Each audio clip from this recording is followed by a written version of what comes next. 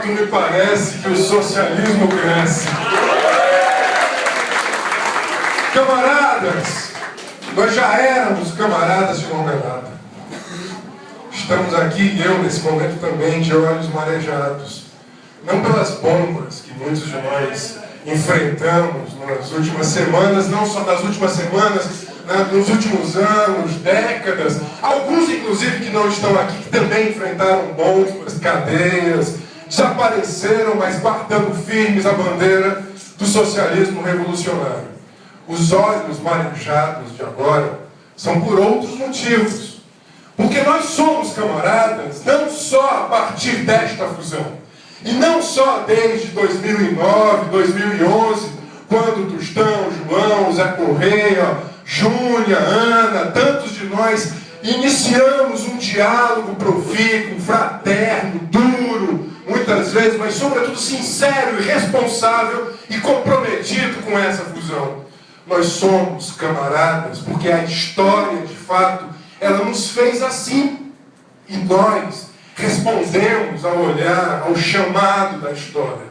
Cada geração recebe um mandato da história. Quando eu vejo aqui o fato de nós estarmos em 20 estados, eu fico pensando não só no coletivo que nós somos, mas na pedra angular desse coletivo que é cada militante, companheiro e companheira, que lá no Mato Grosso do Sul se coloca ombro a ombro com os indígenas que são massacrados pelo agronegócio.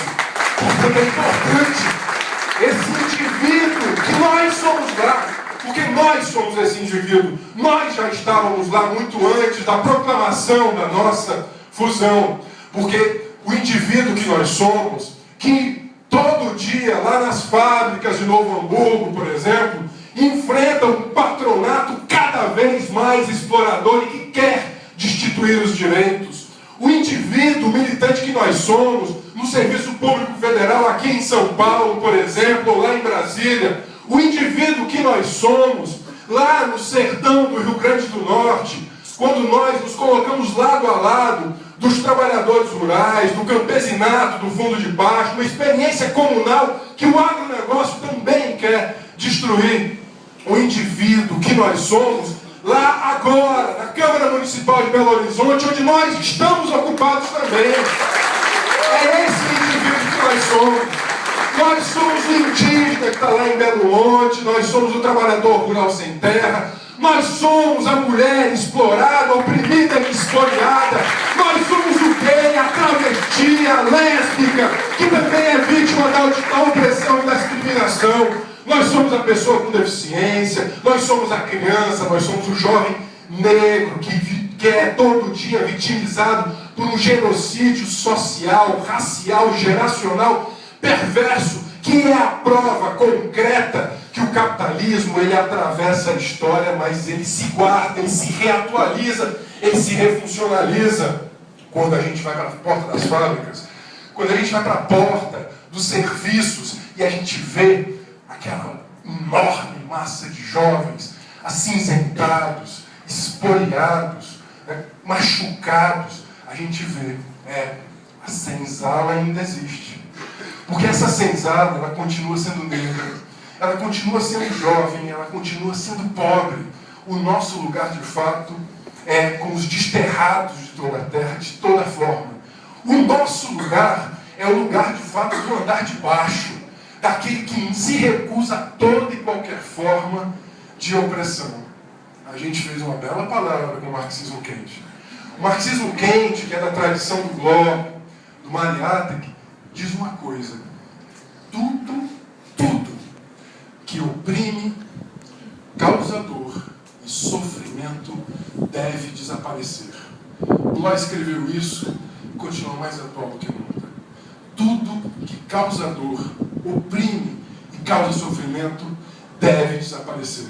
Portanto, esse indivíduo que nós somos, lá do Mato Grosso do Sul, no Pará, em Tocantins, os professores e professoras, o operário que nós somos lá no Rio Grande do Sul, os nossos ecossocialistas, militantes LGBT, militantes antirracismo, os nossos militantes jovens, os militantes que estão nas universidades fazendo as greves.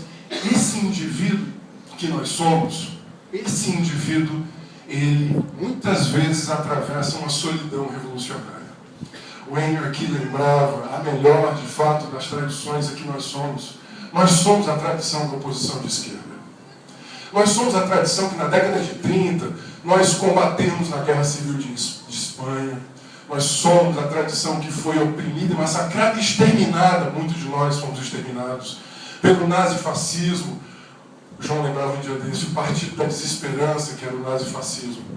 Mas esses indivíduos que nós somos, o indivíduo que nós somos, atravessou essa solidão revolucionária. Nesse caminho nós perdemos muitos. Nós perdemos pela violência do capital, quando ele se faz força repressiva, autoritária e totalitária. Nós nos perdemos, sim, também pelos estados operários burocratizados, pelo totalitarismo que foi o stalinismo. A nossa tradição foi uma tradição que sempre negou o paredão, porque toda vez que teve paredão, éramos nós que estávamos nele. Portanto, nós nos recusamos a ir ao paredão. Portanto, nós, que ao mesmo tempo padecemos sobre essa lógica do capital e padecemos sobre o totalitarismo, nós que viemos da oposição de esquerda, de que por muito tempo aqui no Brasil, atravessando duas ditaduras, brincava com o Chimitão, né, que eu ouvia de um velho comunista, que eu ouvia de um outro velho comunista, toda vez que eu reclamava, um companheiro gaúcho como ele, com esse sotaque muito característico, eu às vezes reclamava desse nosso deserto, dessa nossa solidão, e dizia assim para mim, mais velho, muito mais firme, muitas vezes, ele dizia, que é isso, guri? Pior foi 30. E é verdade. Portanto, nós perdemos muitos para a força do totalitarismo, do stalinismo, mas nós também perdemos muitos para a burocracia, nós perdemos muitos para o medo, para o pânico, companheiros que na primeira cisão saltaram fora, que não quiseram enfrentar a tarefa de sermos dirigentes num processo de refluxo. Porque ser revolucionário num processo de ascenso não é fácil, mas ser revolucionário num processo de refluxo é muito mais difícil. E muitos de nós não fugimos da nossa capacidade dirigente e combativa.